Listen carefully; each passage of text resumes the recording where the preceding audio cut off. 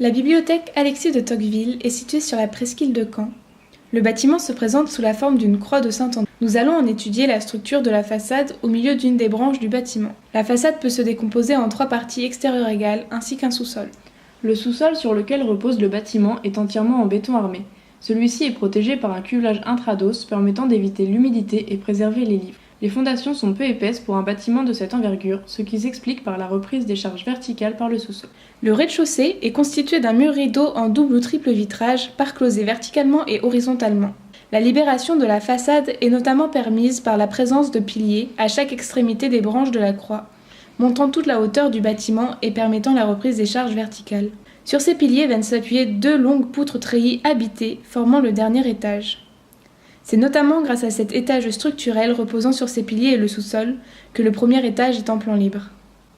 Au pied du vitrage, on a pu remarquer des trous dont on découvrira par la suite l'utilité dans un système d'aération particulier.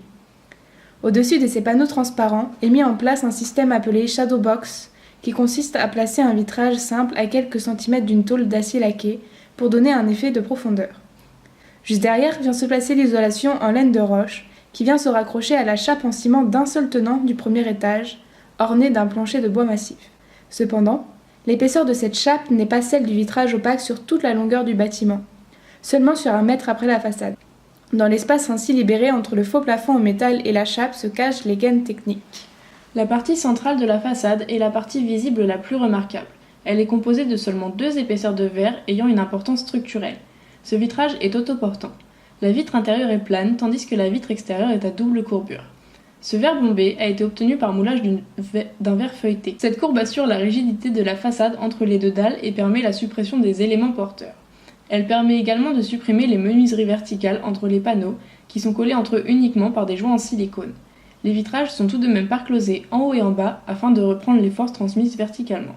Au pied du vitrage, on retrouve une grille pour l'aération qui est reliée à un système de clapet automatisé permettant une ventilation naturelle. Le bâtiment est fait de sorte à ce qu'il n'y ait pas besoin de climatisation. Les trous que nous avions remarqués au rez-de-chaussée étaient donc également dans cette optique. L'air neuf entre par les grilles d'aération au sous-sol en extérieur, tandis que l'air vicié est évacué par les faux plafonds. On retrouve également de l'argon dans les épaisseurs du vitrage qui limite les surchauffes en été. La façade du dernier niveau est conçue de la même manière que celle du rez-de-chaussée, soit une bande de verre transparente, comprise entre 2 vitrages de type Shadow Box. Celui du haut se continue permettant ainsi de cacher l'acrotère. Seule la couvertine reste visible. La façade à ce niveau s'appuie sur les poutres treillis. Ce qui différencie ce niveau du rez-de-chaussée est le toit. En effet, le faux plafond cache une charpente métallique reposant sur la poutre qui vient accueillir la dalle de béton sur bac acier qui compose le toit.